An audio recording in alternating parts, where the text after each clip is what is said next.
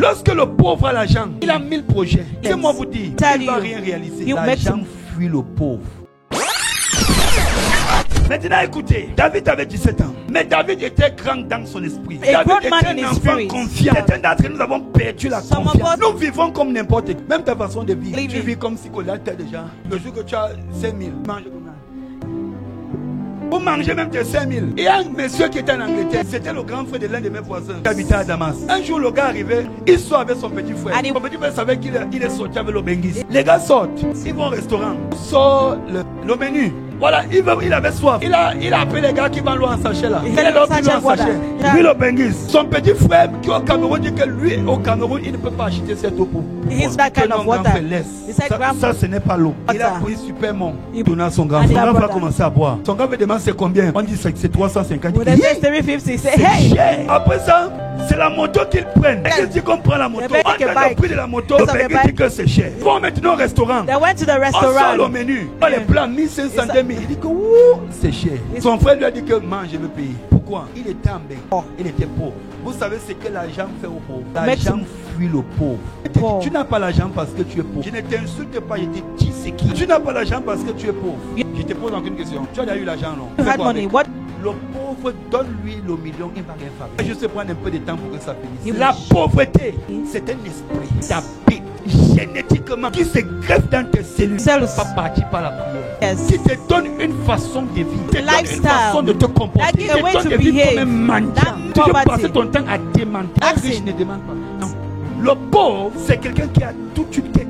La pauvreté est greffée dans sa main. Lorsque le pauvre a l'argent, il a 1000 projets. Laissez-moi vous dire, il ne va rien réaliser. L'argent va le dompter. L'argent va le conduire vers des sources où l'argent ne peut pas se multiplier. La pauvreté est une énergie. C'est une énergie caractérielle qui habite en toi. Donc même si on fait comment, ne pensez pas qu'il veut dire au nom de Jésus ça sort. On n'enlève pas le caractère au nom de Jésus-Christ. Lorsque quelqu'un est riche, regarde le riche quand il n'a rien. Regarde son comportement quand il n'a rien. Toi quand tu n'as rien, tu fais comment? Tu vas écrire les messages à tout le Cameroun. Tu vas avoir 100 000.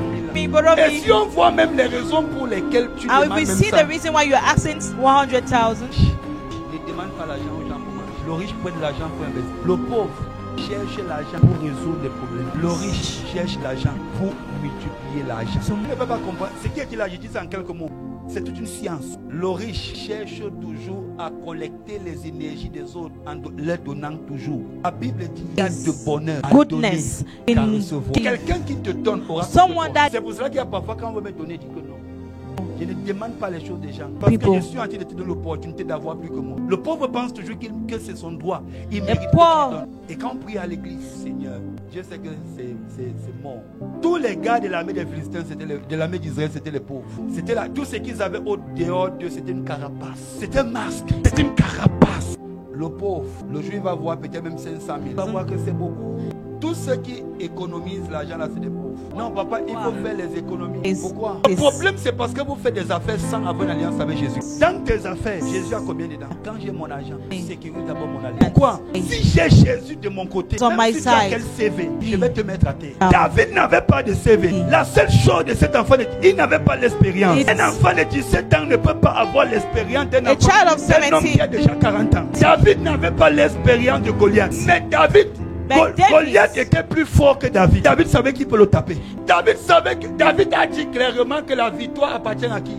David savait que l'Éternel ne combat pas avec ses muscles. L'armée d'Israël comptait sur les muscles. C'est là que Goliath était un géant devant eux. L'armée d'Israël comptait sur la compétence. Comptait sur le général qui est venu d'Israël pour la former. Goliath était formé en Russie. L'armée d'Israël a été formée au Tchad. Chacun était en train de voir l'université dans laquelle elle sortait. Donc que non, en matière de CV, c'est mort. La vérité, lorsque David est parti vers Saül, il a dit, tu es un enfant. Cet homme, dès son enfant, on l'a formé. He was trained. C'est un guerrier né. Sur sa carte d'identité, on écrit là-bas tueur. Sa profession, c'est tueur. Non seulement ça, c'est un lutteur hors pair. Regarde sa taille, regarde ses muscles, son bouclier. Look at his shield. Regarde son épée. Tu ne peux pas.